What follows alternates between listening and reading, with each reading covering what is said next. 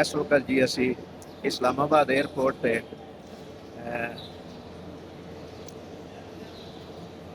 ਆਪਣੀ ਬੇਟੀ ਨੂੰ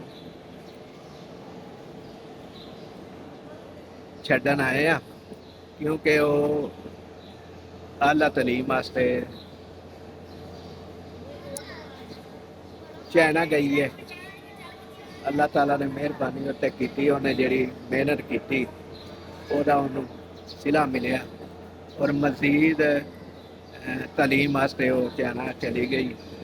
ਔਰ ਅਸੀਂ ਇਸ ਵਕਤ ਬਾਹਰ ਖੜੇ ਹਾਂ ਤਾਂ ਕਿ ਜਦੋਂ ਉਹਦਾ ਜਹਾਜ਼ ਫਲਾਈ ਹੋ ਜਾਵੇ ਤੇ ਫਿਰ ਅਸੀਂ ਵਾਪਸ ਆਪਣੇ ਸ਼ਹਿਰ ਨੂੰ ਚਲੇ ਜਾਈਏ।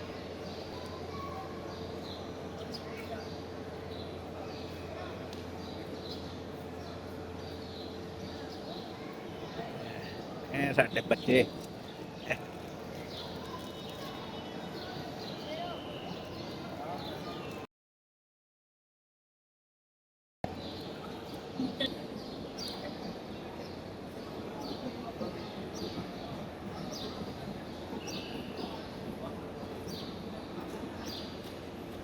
ਅਸੀਂ ਉੱਤੋਂ ਦੇਖ ਰਹੇ ਹਾਂ ਤੇ ਬੱਚੇ ਸੀੜੀਆਂ ਦੇ ਉੱਤੇ ਜਾ ਕੇ ਘੁੰਮ ਫਿਰ ਰਹੇ ਨੇ। ਹੁਣ ਵਾਪਸ ਤਕਰੀਬਨ ਫਿਰ ਆਉਣ ਲੱਗੇ ਤੇ